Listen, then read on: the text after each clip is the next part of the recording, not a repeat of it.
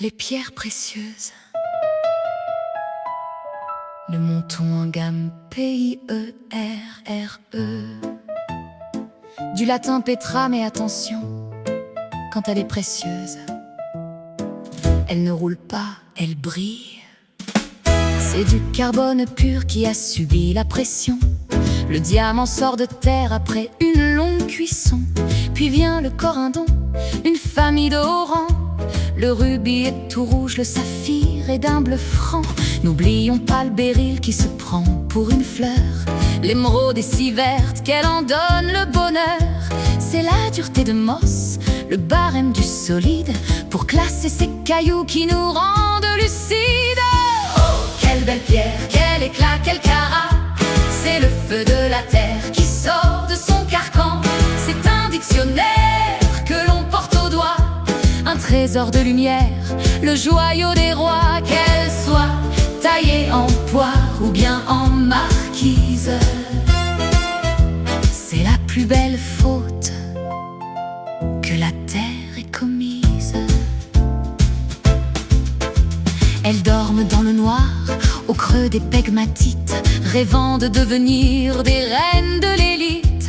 L'opale a des reflets de nébuleuses lointaines, tandis que l'améthyste fait sa cour à la reine. Chaque facette est un miroir, un éclat du passé, un poème de roche sous le sol terrassé.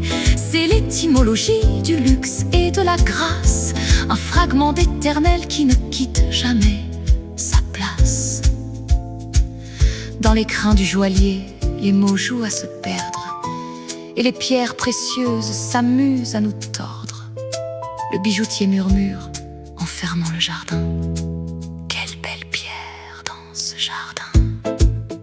Et la baronne s'écrie en ajustant son prix: j'aime le cœur de cette pierre.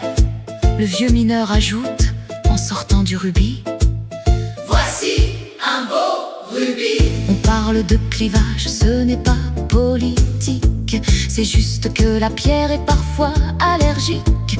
On mesure en carats, mais attention aux carottes. On ne mange pas l'éclat, même si on est en grotte. Si vous trouvez un quartz, ne criez pas fortune. C'est du sable qui se prend pour un rayon de lune. Mais pour un beau diamant, on ferait des folies, même si ce n'est qu'un morceau de charbon qui a réussi. Belle pierre, quel éclat, quel carat! C'est le feu de la terre qui sort de son carcan. C'est un dictionnaire que l'on porte au doigt, un trésor de lumière, le joyau des rois. Qu'elle soit taillée en poire ou bien en marquise, c'est la plus belle faute que la terre ait commise. Briller sans artifice, rester brut ou poli, la pierre est un secret qui jamais ne s'oublie. Leçon terminée, rangez vos loupes et rappelez-vous, si vous n'avez pas de diamant, gardez au moins une étincelle.